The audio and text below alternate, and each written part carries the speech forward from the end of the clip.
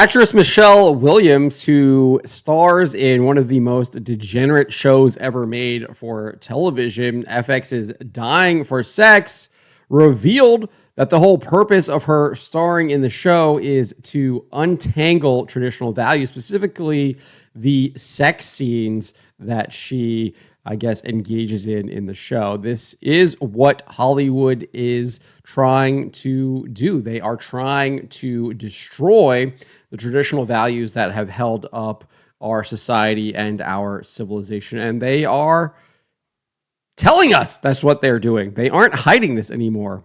They are outright saying that is what they are doing. So in an interview with The Hollywood Reporter's Lexi Carson, Williams was asked, "There are so many sex scenes in this show. When you were first reading the script, which scene intimidated you most? Which one were you excited about? And did that change when you were filming?" And this is what Michelle Williams said in response. She says, "The scripts kept rolling in as we were filming. So we would be in the middle of an episode and then we would get a script for the next one. To be honest, at this point, I had watched the first two and then maybe 3 scripts roll in, and I had felt so enlivened after reading them. While maybe in my schooled brain, or I don't know I would term it, it's like the way you were habituated to think, or maybe what you were taught or told as a child or an adolescent.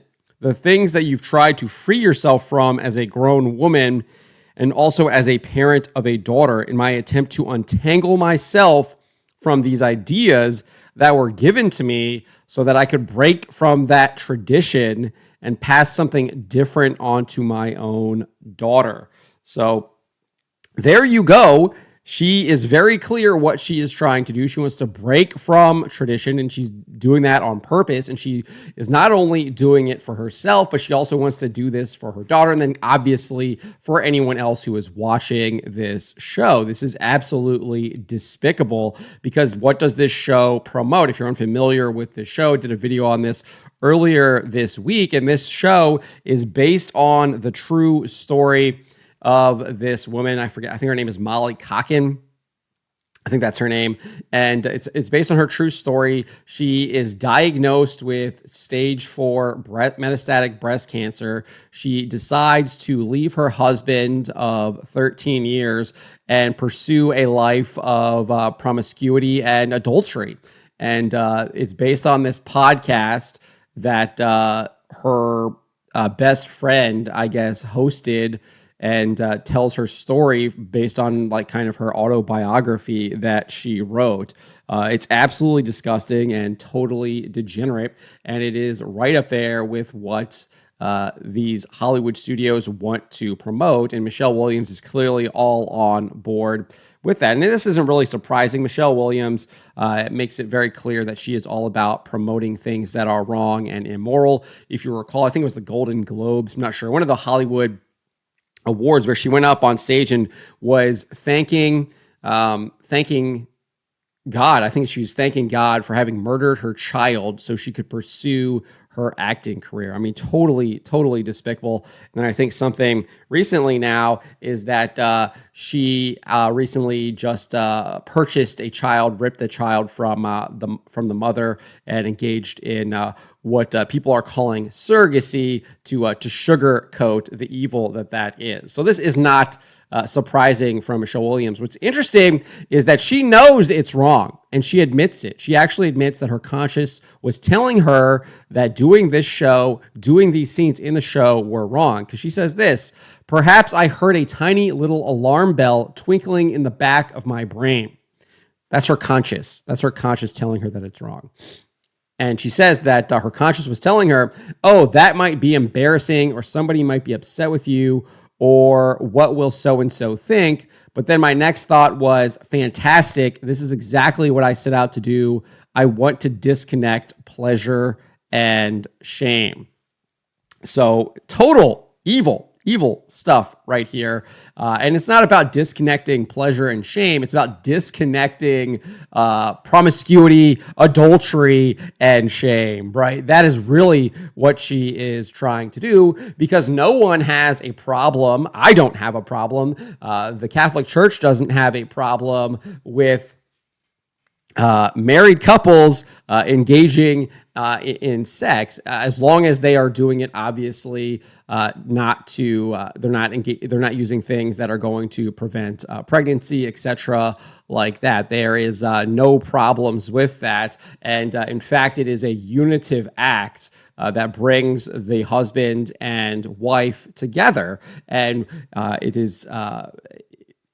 There is nothing wrong with it. So this idea that you're trying to disconnect pleasure and shame, she's lying. She's lying. What she's really trying to say is she wants to disconnect the shame from the adultery, from the promiscuity. And again, this is kind of that what is how does Bishop Sheen describe it? That false compassion, right? Where you're just not you're not really a tramp. You're just a nice girl. Why would anyone call you a tramp despite you doing all the things that a tramp does? And that's exactly what we're seeing right here. And she wants to continue to kind of push that boundary, push that emotional compassion, remove that stigma, that shame, that taboo from things that should be shamed, from things that should have taboos, and things that should be stigmatized, such as adultery and promiscuity.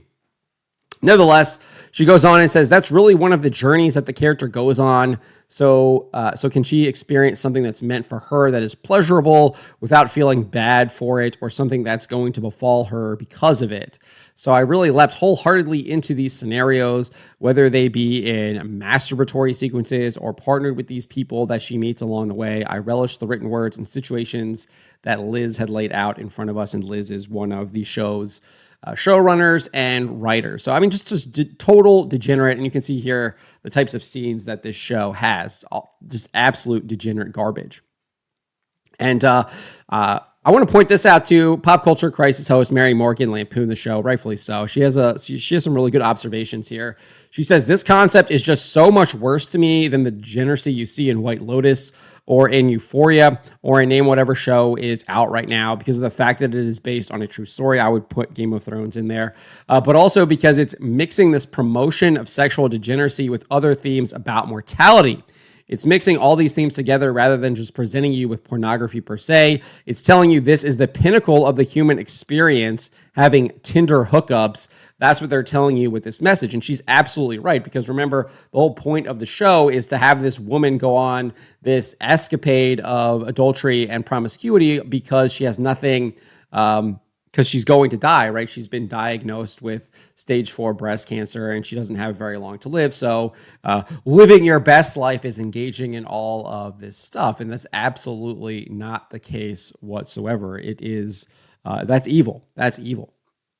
Her time would have been better spent maybe dedicating it to her family, spending it with her husband rather than abandoning her husband.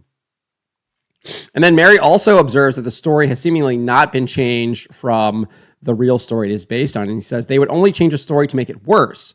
So like the real tragic version of what happened in this woman's life is just horrifying and disgusting enough that they are fine with using it just the same way. So Hollywood will certainly respect the source material if it's already degenerate and gross and nihilistic. And that's a really astute observation there by Mary as well, pointing that out, that the whole reason that they change these stories is so they can promote the degeneracy, the nihilism, the deviance. That is the point. That is why they change these stories. And it is encapsulated in that line that Kylo Ren says in The Last Jedi, let the past die, kill it if you have to. And killing it doesn't mean just removing it from the picture. It means altering it so it doesn't even look the same, and maybe bringing it back up as a zombie form. We've seen this with Snow White. The Disney trilogy did that. The Disney Star Wars trilogy does that to the original trilogy, right?